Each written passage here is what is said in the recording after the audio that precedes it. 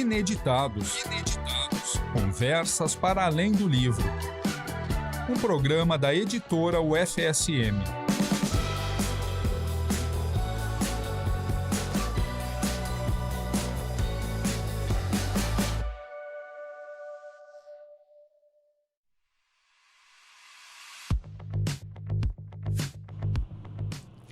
Olá, boa tarde para você que nos acompanha aí do outro lado. Aqui é Jéssica Dalcin pela UniFM 107.9 e mais um episódio do nosso Ineditados, Conversas para Além do Livro.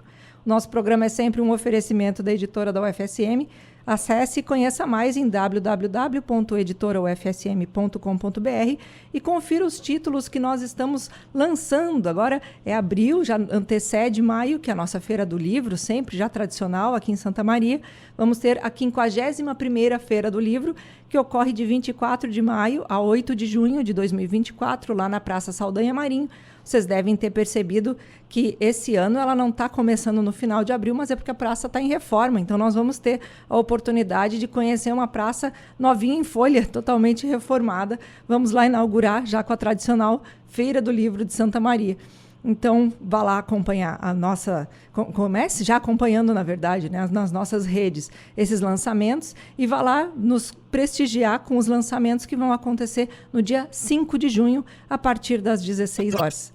Acompanha as nossas redes, nós temos agora vários lançamentos que são comemorativos, alusivos também ao centenário do lançamento do livro Lanterna Verde, do escritor santamariense Felipe de Oliveira. Então, já se começa também, como vocês puderam acompanhar, quem nos acompanhou aí no programa da semana passada, com o professor Pedro, contando, né, os lançamentos literários que nós vamos ter alusivos aí à vida e obra de Felipe de Oliveira. Então, não deixe de acompanhar e conhecer mais.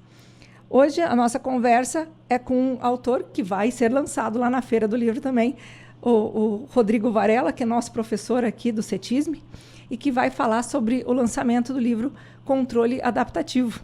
Bem-vindo, Rodrigo. Obrigado, boa tarde.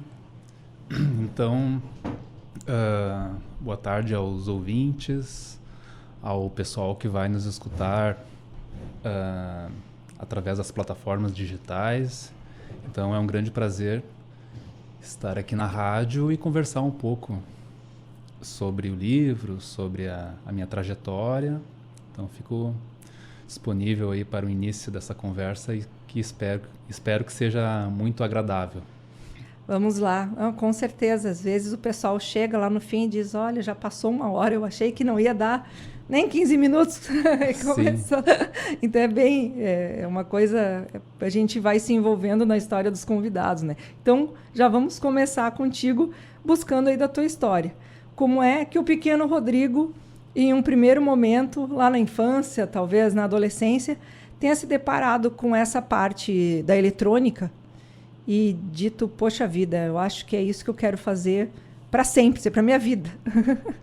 Porque foi bem consistente, né? Tu fez graduação, mestrado, doutorado, sempre na mesma área de pesquisa, enfim, né? E eu, por exemplo, já borboleteei por um monte de lugar. Então, como é que tu se encantou em um dado momento com esses assuntos? Bom, então podemos começar da minha infância, né?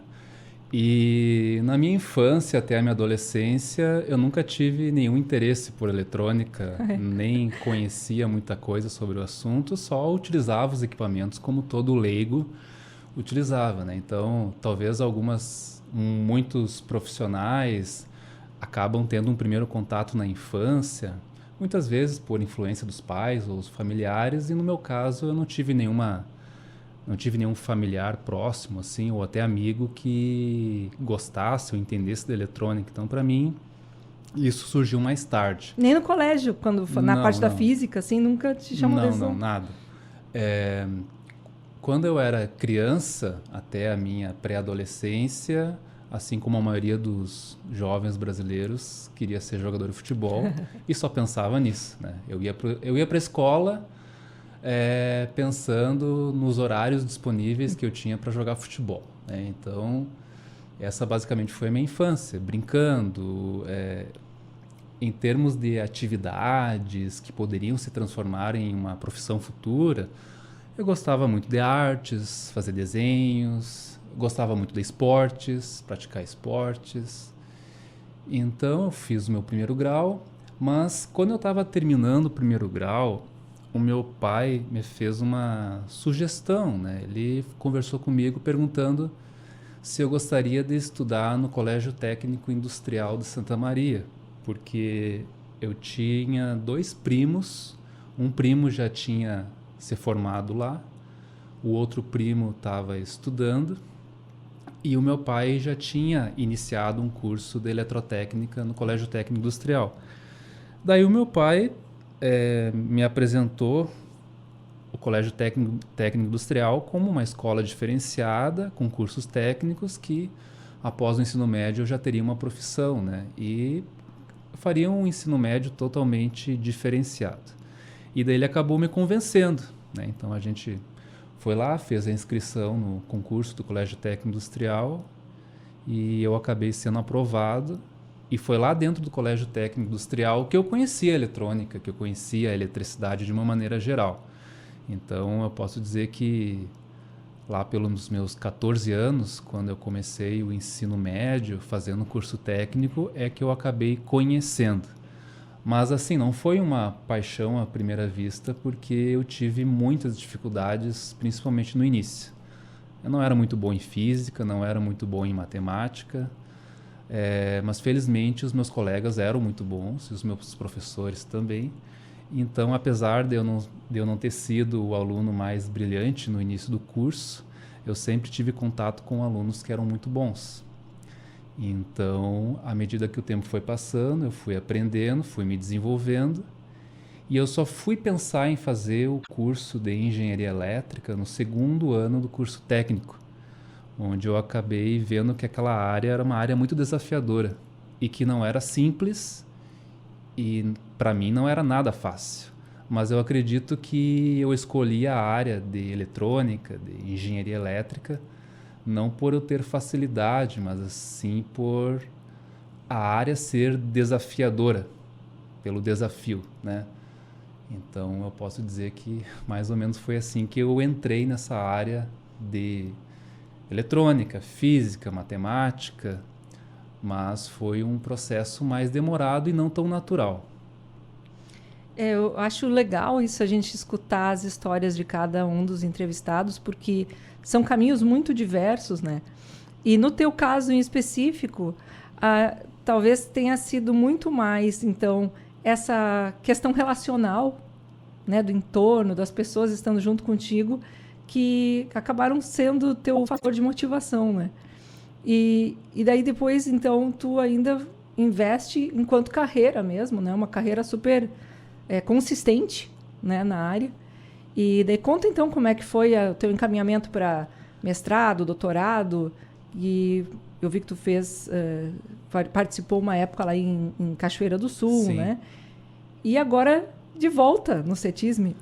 Então vamos essa volta toda. Sim, sim. No fim eu acabei retornando, né, à casa que me formou. Exato. Inicialmente, que foi o Colégio Técnico Industrial.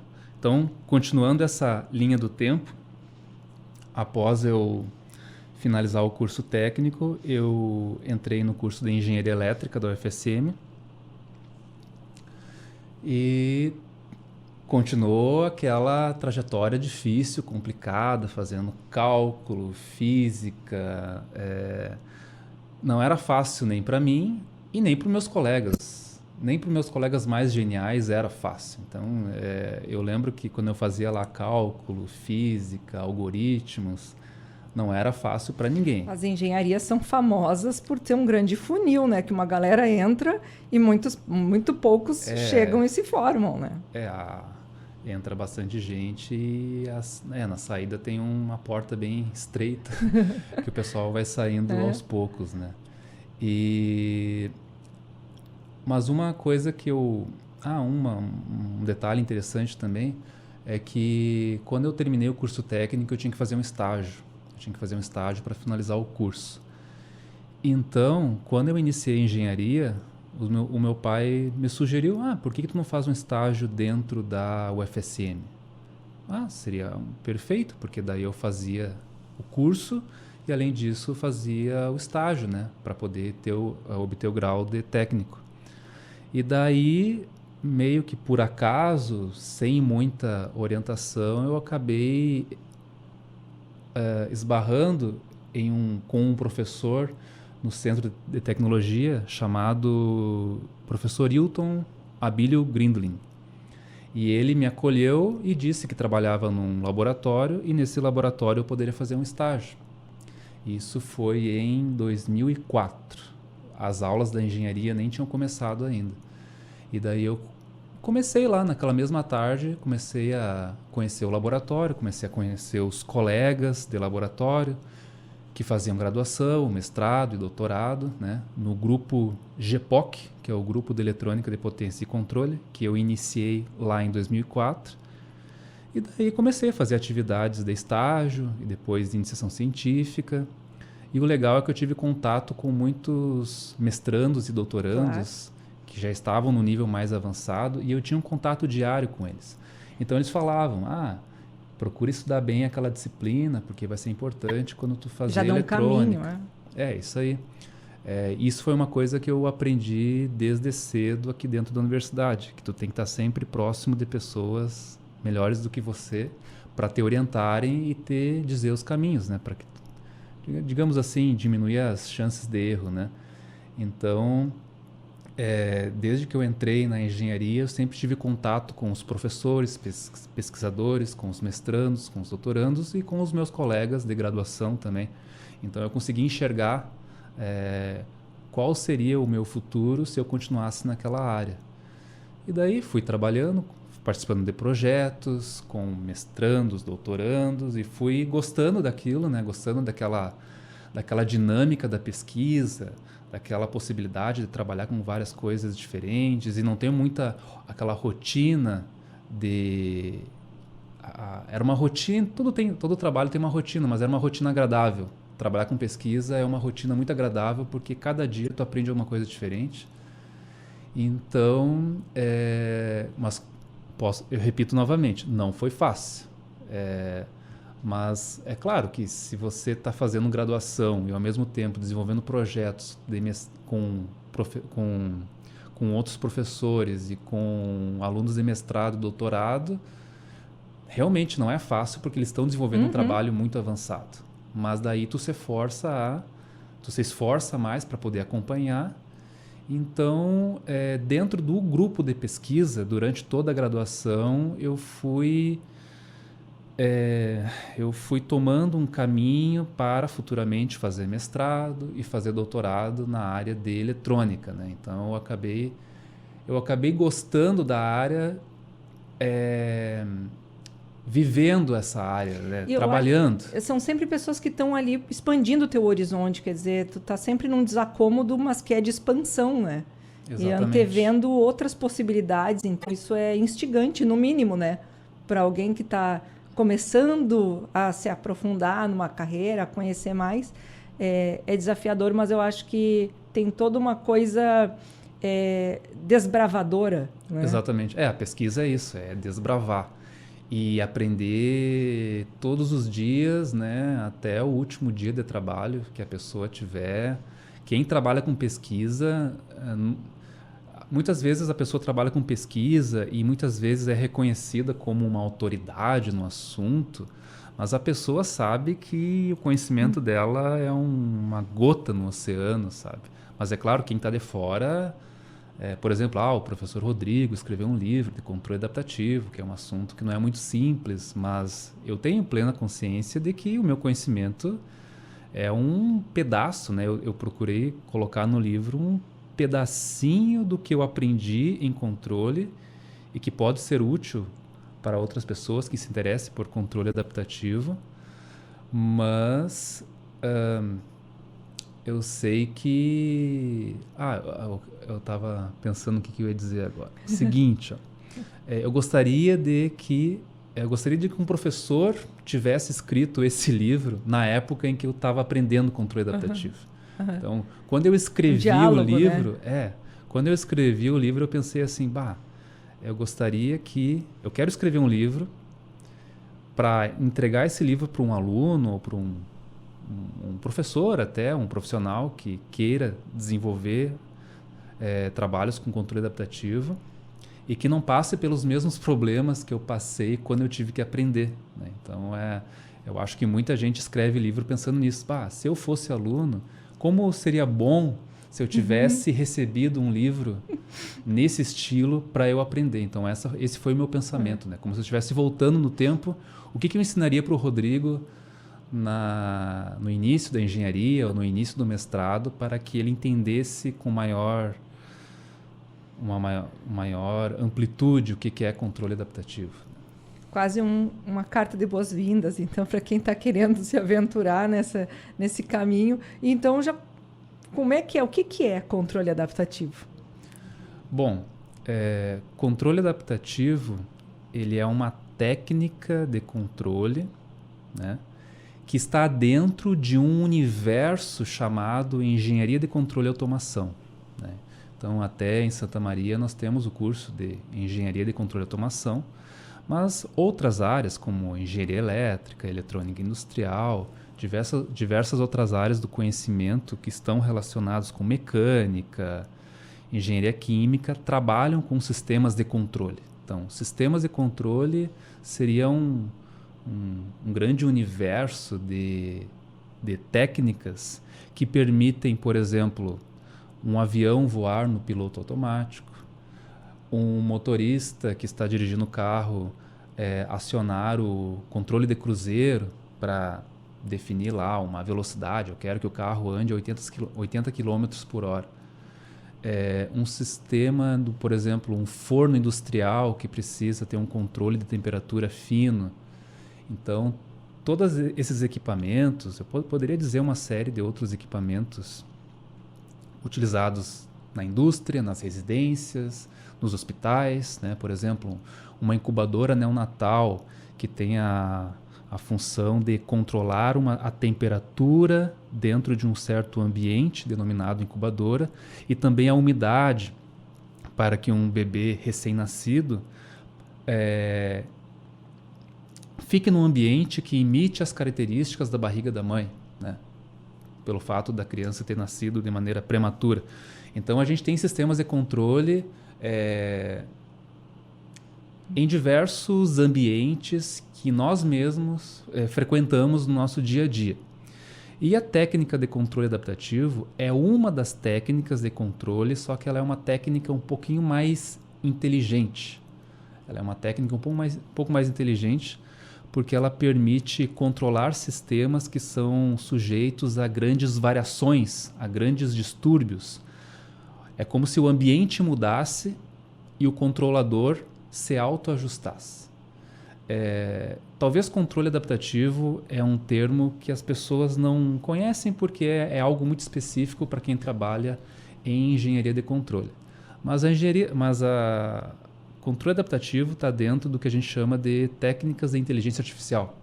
Agora, se eu falar inteligência artificial, todo mundo vai entender, né? Porque as pessoas... Vou até prestar mais atenção no programa agora. Porque as pessoas usam...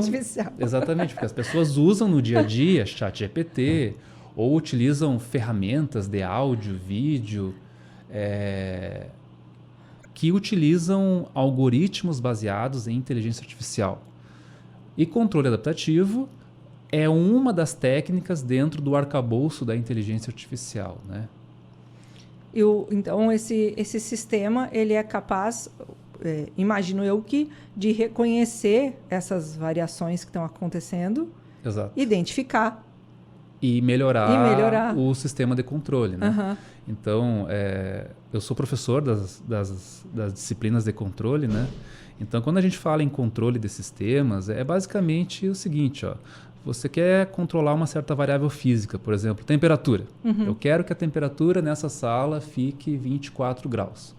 Então, o ar-condicionado, que vai ser o dispositivo atuador que vai mexer na temperatura do ambiente, ele tem um sensor de temperatura, que tem que medir a temperatura do ambiente e comparar com uma referência. A referência é a temperatura que o usuário digita lá no controle remoto. Isso a gente chama de sistema de controle realimentado, que o ar-condicionado tem um dispositivo inteligente que é baseado no microcontrolador, por exemplo, que compara a temperatura real do ambiente com aquilo que o usuário quer. E ele fica tentando aumentar a temperatura ou diminuir, controlar ou manipular o calor envolvido no ambiente. Entre essas entradas e saídas que ele vai fazendo a leitura, ele tem que manter sempre mais próximo do que o usuário mandou. Exatamente. Isso é um sistema de controle, né? Agora tu pode pensar em controle de velocidade de um carro, controle de trajetória de um avião, né? Tudo é baseado nisso. Tu mede e compara com o que tu quer e atua. Nós, seres humanos, somos sistemas de o nosso corpo tem múltiplos sistemas de controle de temperatura, que a gente nem toma conhecimento. De pressão arterial, de frequência cardíaca. Nós, seres humanos, somos máquinas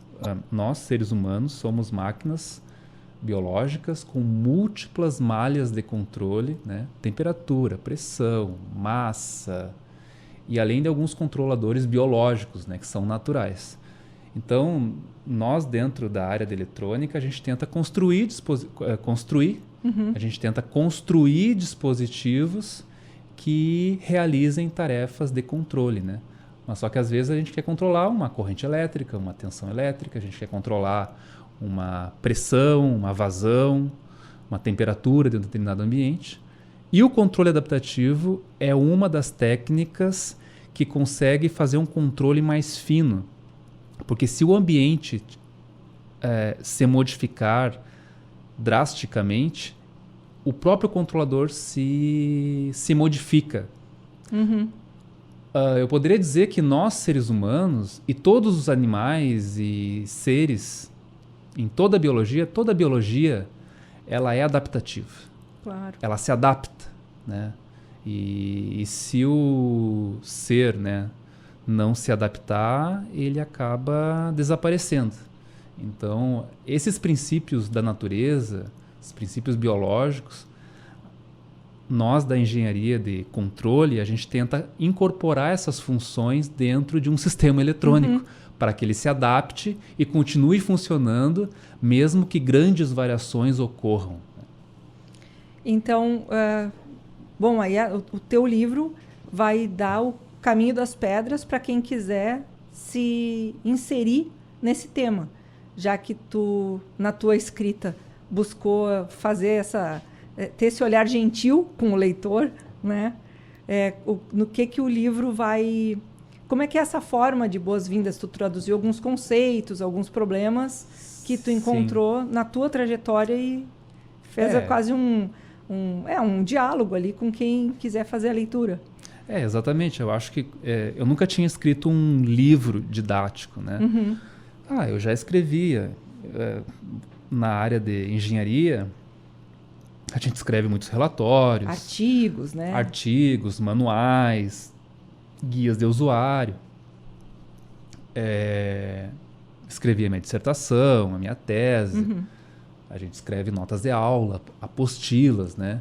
A apostila é o que está mais próximo de um livro, né? Até eu converso com meus colegas que uma coisa é tu escrever um artigo, outra coisa é tu escrever uma dissertação, ou uma tese, ou um manual.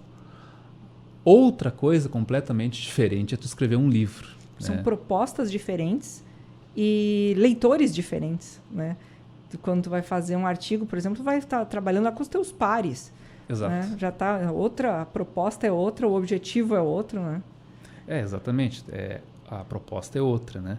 Tanto que uma vez eu estava escrevendo um artigo e no artigo eu escrevi um conceito muito básico. Daí o meu orientador leu e ele falou, tá, mas por que tu escreveu esse negócio aqui? Porque eu achei importante. Mas isso o teu revisor já sabe disso. Tu não vai ensinar o beabá para o revisor. Daí eu me liguei, não, tem algumas coisas que tu não precisa colocar no artigo. Agora, no livro tu tem que colocar, tu tem que ser claro, tu tem que ser didático, né? Então, às vezes, no livro tu não precisa ter medo de escrever o óbvio, né? O óbvio ele tem que ser dito, tem que ser escrito. Então, talvez a questão, o momento da conversa é por que eu escrevi esse livro, né? Sim. Eu acho que é um ponto primordial, né? Por que o autor resolve escrever um livro? Bom, Em 2017, eu me tornei professor colaborador do programa de pós-graduação em Engenharia Elétrica, né? Então, lá eu iniciei a primeira vez que eu ministrei a disciplina de controle adaptativo. Bom, eu não tinha nenhum material, então eu peguei os livros que eu usava para estudar, né? Praticamente todos os livros em língua inglesa, e livros que são verdadeiras bíblias sobre o assunto, são as bíblias. E quando o professor vai ter que ensinar quando o professor tem que ensinar um assunto complexo e usa referências muito complicadas, o meu objetivo foi tentar explicar de uma maneira mais simples, tentar traduzir o que estava escrito, né, naquela linguagem matemática rebuscada. Eu estava tentando apresentar para o aluno o significado, a gênese, né, o que aquilo representava de fato, para que o aluno tivesse mais facilidade em aprender o assunto, né. Daí eu comecei a fazer notas de aula, tudo escrito à mão, assim. Tudo era feito no quadro, né, a caneta, e nas aulas eu programava todos os algoritmos do zero, né, porque eu não tinha nenhum material. Então, tudo tinha que ser feito meio que ao vivo ali, né, com base nos estudos prévios que eu fazia. Daí, no segundo semestre, quando eu fui repetir aquela disciplina, antes de começar o semestre, eu pensei, não, eu vou pegar todos aqueles rascunhos que eu fiz durante o semestre e vou escrever uma apostila. Então, eu fiquei praticamente um mês inteiro escrevendo uma apostila, né? E antes de começar o semestre, a apostila estava pronta. Bom, daí eu pensei, agora eu vou usar a apostila e vou fazer essa apostila rodar. Então, foram, acho que uns 4 anos eu usando essa apostila, né? E fazendo anotações, comentários, né? E chegou um momento que eu pensei, não, eu vou transformar agora essa apostila num livro.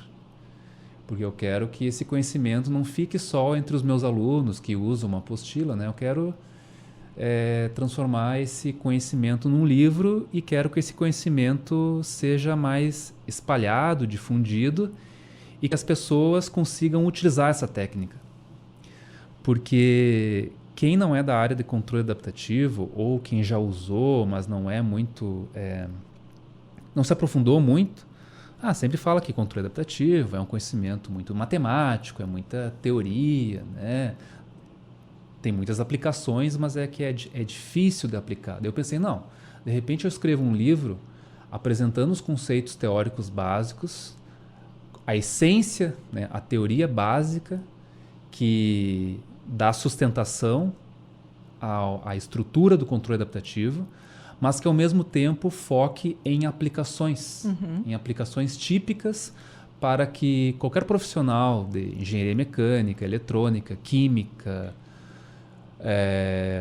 engenharia biomédica, elétrica, consiga pegar aquele conhecimento e aplicar. Então, esse foi o meu desafio. Como é que eu posso escrever um livro que apresente a teoria de maneira consistente, mas ao mesmo tempo motive o leitor a aplicar? Daí o que eu pensei? Bom, quais foram as minhas dificuldades que eu tive lá no início e que os meus colegas também tiveram quando eles tiveram que implementar controle adaptativo? Existiam poucos livros que tratavam sobre os aspectos práticos e de construção de algoritmos.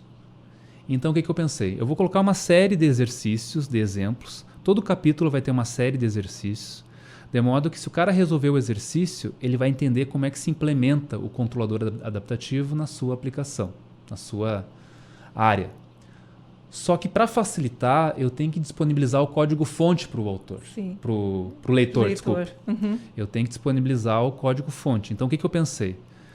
Eu vou escrever uma série de exercícios, vou resolver todos os exercícios no livro e nos apêndices eu vou colocar todos os algoritmos, de modo que o cara apenas copie e cole aquilo que é do seu interesse e faça as devidas modificações que são necessárias para a sua aplicação. Então, num dado momento, ele, a partir da leitura, ele vai acompanhar o teu raciocínio na construção. Sim. E uma vez entendido o raciocínio, ele não precisa bolar o código do zero. Ele só vai modificar dentro da estrutura que tu já criou aquilo que ele precisa para a situação dele. Exatamente. E um refino, porque eu imagino, né? São 4 anos, tu disse, né? Trabalhando com isso. Com essa curadoria. Né? Então, no primeiro momento, tu faz toda uma... Tu falou em tradução, mas tu falou tradução pensando na tradução matemática, mas foi a do inglês também, né? Também. Porque se é um material mais voltado para o público acadêmico, esse que vinha chegando para ti até então, acaba ficando meio endogênico mesmo. As pessoas ficam dentro daquele ambiente acadêmico, lendo, conhecendo, a coisa dos pares, mas a partir do momento para chegar mesmo com esse refino, com esse cuidado de tradução para um outro público, um público que vai usar mais a parte prática, né, de aplicabilidade, realmente tem que haver não só uma curadoria tua, mas uma seleção do que vai ser mais facilmente implementado. Então, tu foi colocando à prova, né, ano após ano, para só chegar mesmo para o livro aquilo que vou colocar assim, que funciona, né? Exato.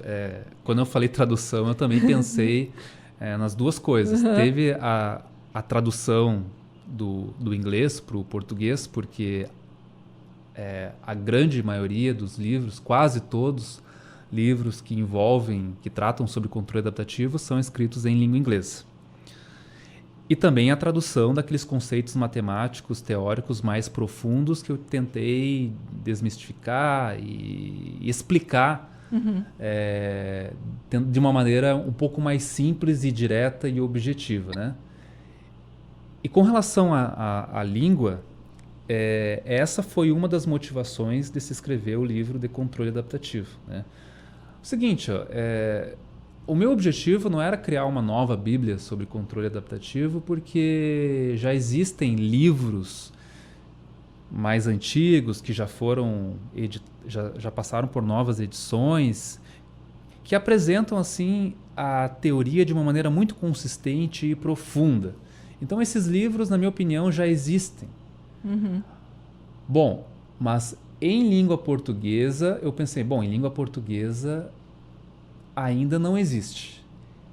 Então essa foi a minha oportunidade. Eu enxerguei uma oportunidade de escrever um livro, essencialmente, né, que envolva controle adaptativo em língua portuguesa, com essa pegada de prática, de implementação.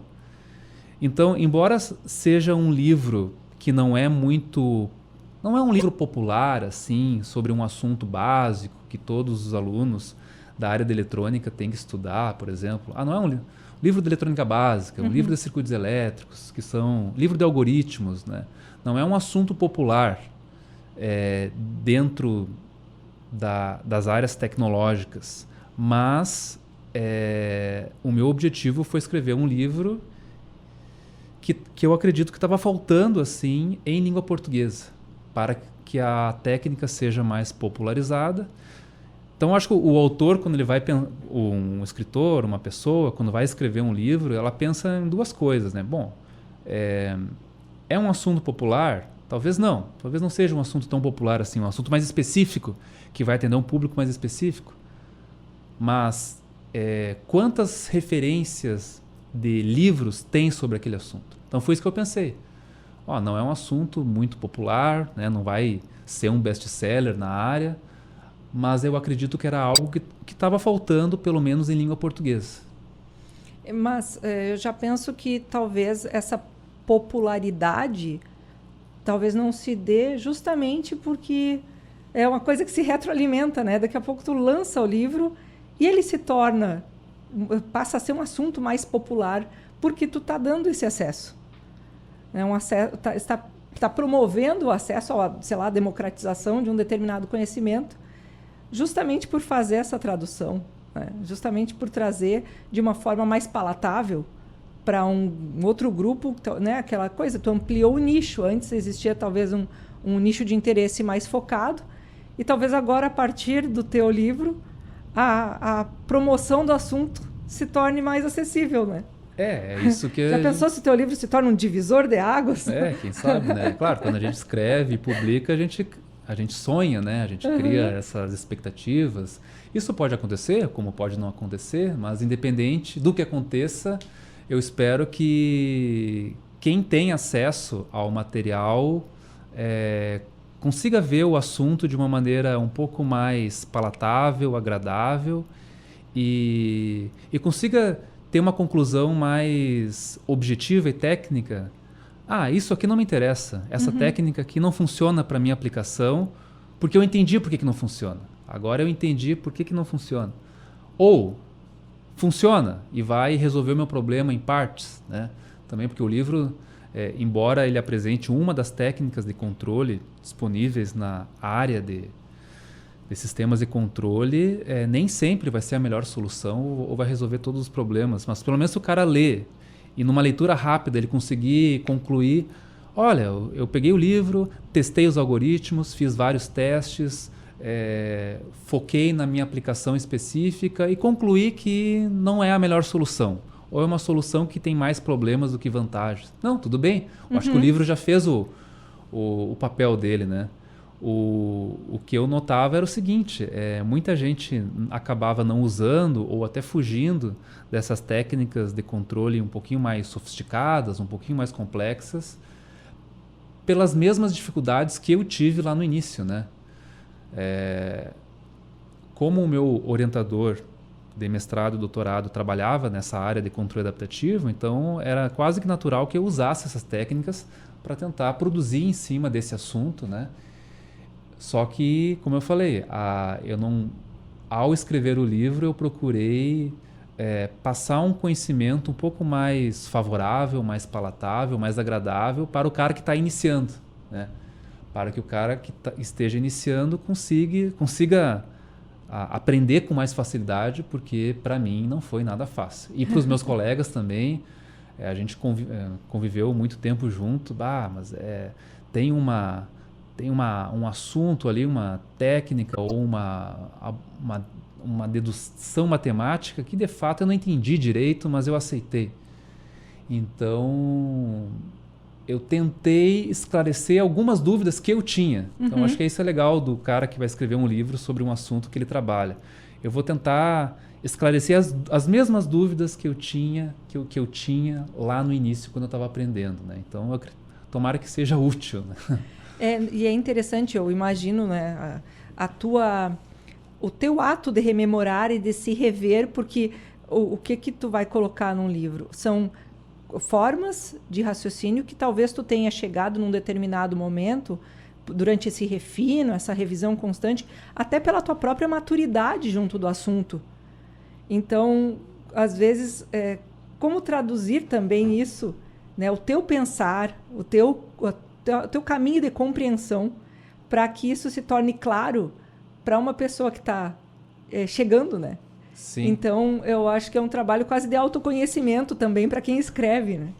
Qual a melhor forma de colocar, às vezes uma palavra diferente, uma sequência diferente, né? Exato. Quando eu usei também a escrita, né, a redação do livro como uma forma também de aprender mais sobre o assunto, né? Porque é um assunto tão vasto e com tantos detalhes que eu fui escrever um livro é um aprendizado muito grande para o escritor, né? Porque é um trabalho de pesquisa, né? Tu tem que pegar várias referências, tu tem que ir montando, tu vai pegando o que tu acha mais importante, mais interessante de cada artigo, de cada livro, para montar a tua ideia. Só que daí tem um detalhe, né? Esse livro surgiu de uma apostila que eu fui que foi rodando durante vários semestres, né? Que o pessoal foi usando. Então, a cada aula que eu ministrava com a apostila, encontrava erros, ou até mesmo o aluno, eu vi que o aluno não tinha entendido do jeito que eu tinha escrito. Sim. Então, aí vem sistemas de controle envolve normalmente realimentação, né? Retroalimentação. Então, o aluno é o dispositivo que está nessa malha de controle que ajuda o professor que está produzindo o material a corrigir ou até mesmo reescrever ou mesmo tirar, não, isso aqui não interessa. Ou vou colocar novos exemplos porque eu senti que os alunos ainda não estão muito preparados para entender aquele assunto. do jeito que eu escrevi. Então, o próprio aluno acaba sendo um elemento desse feedback, né? Acaba dando feedback para o professor. Então, o livro não foi uma obra que eu escrevi totalmente sozinho, no meu quarto. Assim. Ele envolveu a relação do professor com o aluno, com o processo de ensino-aprendizagem. E existia lá, num primeiro momento, quando tu começou a montar essa sequência de aulas, essa apostila, na verdade surgiu de uma necessidade tua. Mas a partir de que momento que tu olhou e pensou, poxa, isso aqui eu já consigo fazer virar um livro? Olha... Já não, assim, no sentido de, é um conhecimento que está num nível de teste e essa verificação, porque na verdade foi isso, tu foi colocando a teste a cada aula. Então, né, uma coisa que, se for parar para pensar quantos leitores esse material já teve antes de ser formalmente submetido, né? Muita gente. Isso. Então foi assim, em 2018 eu comecei a digitar, né, essas notas de aula, transformei numa apostila e essa apostila foi sendo melhorada. E daí em 2022 eu pensei, não, eu acho que esse material já adquiriu uma certa maturidade para se transformar num livro. Daí eu comecei a fazer mais melhorias, né? Porque, bom, agora eu vou submeter para a editora e vamos ver qual vai ser o processo. Eu nunca tinha submetido um livro para uma editora, então eu não sabia qual é. Daí quando o livro foi submetido, primeiramente passou por uma revisão interna, né? Sim. E daí nessa revisão interna surgiram várias sugestões de melhorias, para eu suplementar o livro. Escreve um capítulo sobre tal coisa, coloca mais exemplos.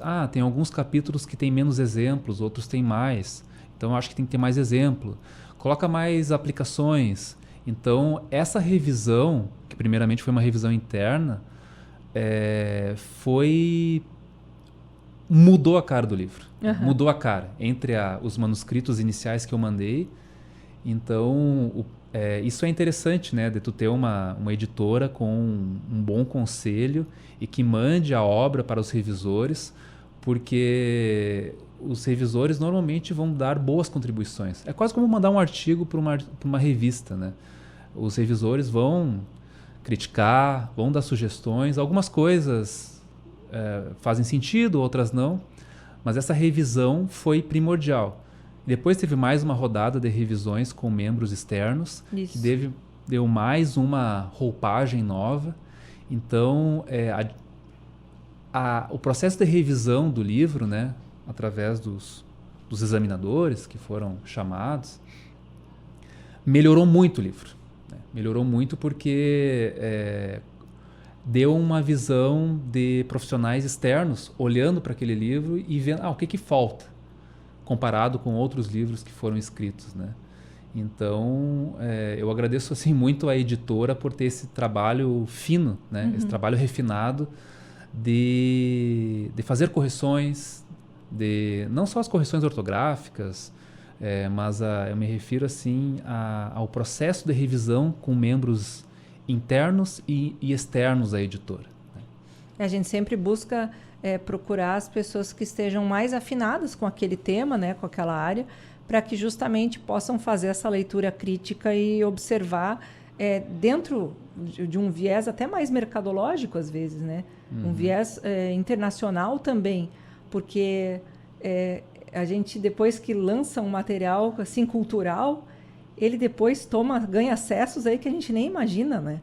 E vai parar por exemplo, não é incomum, mesmo nossos livros tendo essa característica mais científica, serem vistos, e a gente recebe fotografias das pessoas que estão viajando em aeroportos e olha só um livro aqui da editora da UFSM no aeroporto de não sei onde. Então, que normalmente são locais de circulação grande de pessoas, né? Pessoas de vários países, enfim. Então, é sempre um desejo nosso mesmo, que a nossa produção figure entre outras que são referências, né, no assunto, na área. Então, existe esse esforço sempre, porque, afinal de contas, é uma produção que a gente está colocando também o nome da UFSM junto, né? E outra coisa que eu lembrei agora, que é muito legal também, o livro ele é um e-book, né? E eu tô vendo que está sendo muito fácil compartilhar pelo fato de ser e-book. Né? Até alguns colegas perguntam, e a versão impressa e tal? Não, é só e-book. Mas daí eu mando o link, a pessoa já compra ali, já compartilha. É como se fosse um aplicativo digital que tu usa, se tu gostou, tu compartilha e daí ele vai se disseminar. Se ele for uma boa obra, né? Se o pessoal da área achar interessante, ele vai acabar se disseminando de maneira muito fácil, né? Como tudo que tem na internet pode ser facilmente compartilhado, né? Então essa questão do e-book aí, além de ser mais barato, é mais fácil, as pessoas não precisa guarda na memória do celular, do tablet. Então tu pode ler no tablet, no celular, no computador, tu pode compartilhar o link para outras pessoas comprarem. Então eu acho que essa ideia do e-book aí, eu já comprei vários livros, né? Mas é diferente o escritor tendo o seu livro e-book sendo assim disseminado entre os colegas, né? Distribuídos. Nós temos ainda enfrentamos em alguns momentos, mas isso está sendo superado cada vez mais, ainda bem. Essa coisa do livro, do e-book, a pessoa parece que o livro só é o livro físico. Né? Quando fala em livro, ela fala na fisicalidade do livro. E o e-book, por não ter a materialidade, é como se ele fosse algo que é menos livro. E nós sempre dizemos, o que vai fazer a diferença? Tu pode ter o melhor livro do mundo, se ele for em e-book ou se ele for na forma física, o que interessa é o conteúdo que ele vai estar trazendo. A materialidade dele está muito mais nesse conteúdo que é um conhecimento compartilhado e que reverbera em outras pessoas, e daí a questão do e-book para distribuição ganha muito, né? Nessa disseminação, justamente pela facilidade, né? Pela portabilidade que ele traz.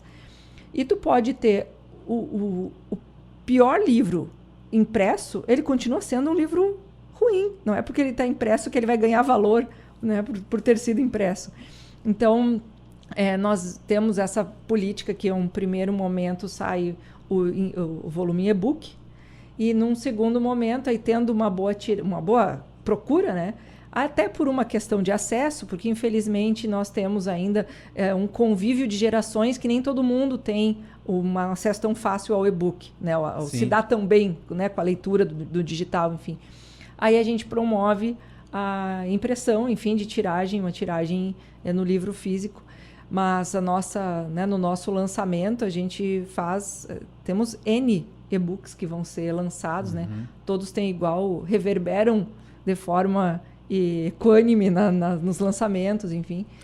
Até para comentar, quando o livro foi lançado, né? Eu estava bem ansioso, assim, ansioso pelo lançamento na editora, né?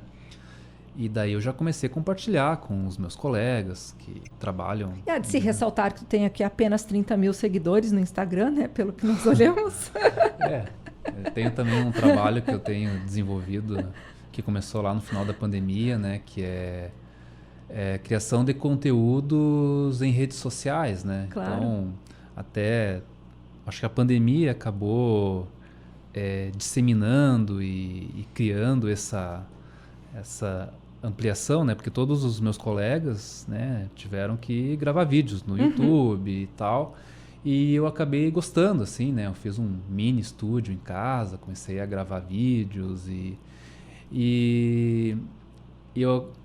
é uma coisa meio óbvia, né? Que a gente tem que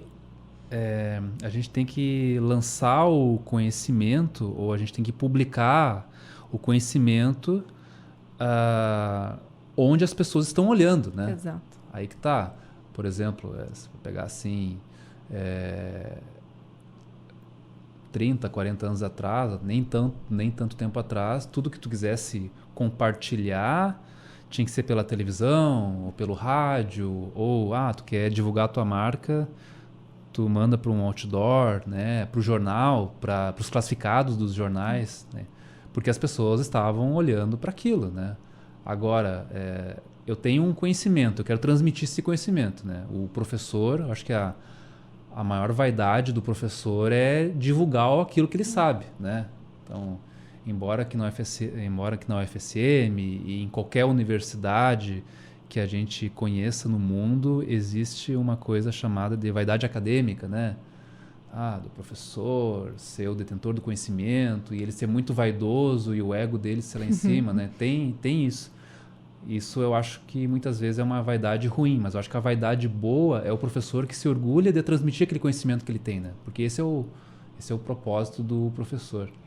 E eu queria transmitir aquele conhecimento, aquelas coisas que eu aprendi, ou ensinar do jeito que eu ensino e compartilhar essas informações com os jovens, né? Com as pessoas que estão estudando. Bom, para onde está apontado os olhos das pessoas, né? Para o Instagram, TikTok, YouTube, Facebook. Talvez Facebook nem tanto agora, né? Mas para as redes sociais. Então, vou montar um perfil lá e vou começar a compartilhar o meu conhecimento e o jeito que eu procuro ensinar. Né? Eu acho que é muito interessante, quando eu dei aula, enfim, o grande lance é tu falar e ver que o outro entendeu. Né? Eu acho que isso, ver que aquilo ali está chegando em um lugar e está produzindo um conhecimento novo, está gerando, às vezes, essa sensação de descoberta. Está sensibilizando o aluno. Exato. Eu acho que isso é impagável.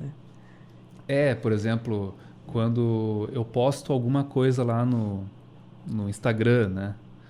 E daí alguém, olha, sei lá, uma pessoa de qualquer lugar do mundo, né? Às vezes um paquistanês, um francês, um argentino. É válido dizer, né, que tu produz em inglês, né? As postagens. Eu produzi em inglês para ter um alcance maior. Exato. Né? Então, às vezes, o aluno tira uma foto da montagem que ele fez com base na minha postagem. Que legal. Daí eu fico realizado, né? E às vezes ele fala, não funcionou. E daí ele começa a perguntar para mim. E a gente começa a conversar e daí eu descubro, não funcionou por causa desse item que tu colocou. Então esse foi o propósito, né? Transmitir o conhecimento de uma maneira que as pessoas, né? Que os alunos, que os estudantes achem mais fácil, né? Até uma vez eu publiquei um vídeo e um cara escreveu assim, eu gostaria que meu professor tivesse me ensinado desse jeito aqui. Porque eu fiz uma animação, né? Um vídeo com uma animação que mostrava aquilo que talvez ele demorou anos para aprender, né? Claro. E eu também demorei muito tempo para aprender. Só que daí eu pensei, mas agora existem mídias e tecnologias que permitem tu ensinar aqueles conceitos mais complexos através de animações, de gráficos animados, né? De usar mais cores, não só preto e branco, né? Por isso que no meu perfil do Instagram... Já fala qual que é o teu perfil? O meu perfil ele tá em inglês, né? Electronics _analog _digital. Mas se tu procurar por professor Rodrigo Varela Tâmbara, provavelmente ele vai aparecer lá como um dos resultados de busca, né? Então eu procuro compartilhar também esses conhecimentos com os colegas, né? E atualmente eu também tenho compartilhado bastante conteúdo didático no LinkedIn, né? Que é uma plataforma, é uma rede social um pouco mais profissional, mais voltada ao pessoal do mercado, das indústrias e da academia também, né? Então, mas eu procuro também compartilhar alguns materiais lá, materiais didáticos, né? Daí com foco num público talvez um pouco mais avançado. Então, cada rede social tem as suas características, né? Tu quer produzir uma videoaula mais completa, mais profunda, daí tu publica no YouTube. Né? Claro, mais longa. Né? Mais longa. Tu quer estimular o aluno ao assunto, tu quer abrir o apetite do aluno com relação a algum assunto, alguma técnica, Daí eu publico vídeos curtos no Instagram, né? Então, cada rede social tem cria-se um público, né? Um determinado público, e a gente vai compartilhando essa informação de acordo com o que o público quer ver naquela plataforma, né? E no livro, né? Embora muita gente ache que o livro é coisa do passado, não, quer adquirir um conhecimento mais profundo sobre um tema, né? Tu vai ter que pegar um livro, seja um livro digital, seja um livro físico, né? A vantagem também dos livros digitais é que tu pode compartilhar mídias animadas, né? Vídeos, infográficos, quase como se fosse uma enciclopédia eletrônica digital, né? Mas aquele conhecimento, o livro ainda vai te dar o fio da meada, né? Vai te dar o caminho para tu depois poder ampliar o teu conhecimento. Muito bem, muito obrigada. Estivemos aqui com o professor Rodrigo Varela Tâmbara. Passou rápido, né? Nosso autor aí pelo controle adaptativo, teoria e aplicação, que já está disponível no site editoraufsm.com.br, na modalidade e-book, e vai ser lançado também em e-book na nossa Feira do Livro, no dia 5 de junho. Muito obrigada. Agradeço pelo convite, espero que o pessoal tenha gostado, né? E quem tiver interesse pelo assunto, né? Espero que adquira o livro, e se tiver alguma dúvida, entre em contato comigo pelas redes sociais aí, que não é... Sim, já vimos que tu é bem responsivo, né? As pessoas te procuram com dúvidas e tu dá esse feedback no próprio Instagram, que é bem legal também. Instagram, YouTube, LinkedIn, né? E às vezes a pessoa quer conversar mais pelo WhatsApp, então eu acho que essa característica que eu acho legal no professor, né? Tipo, o professor tem que ter sede de ensinar, né? Aprender e a ensinar também. E às vezes eu fico horas e horas conversando por áudio, por mensagem, porque eu acho que eu gosto de fazer isso. Que bom, muito obrigada aí por essa tarde. E vamos seguindo com as nossas redes sociais também, né? Nós não temos ainda 30 mil seguidores, mas quem sabe um dia a gente chega lá. @editorufsm, @livraria e grife UFSM, @ineditadospodcast. Eu sou Jéssica Dalcin, um grande abraço, obrigado pela audiência e até semana que vem. Ineditados. Conversas para além do livro. Um programa da editora UFSM.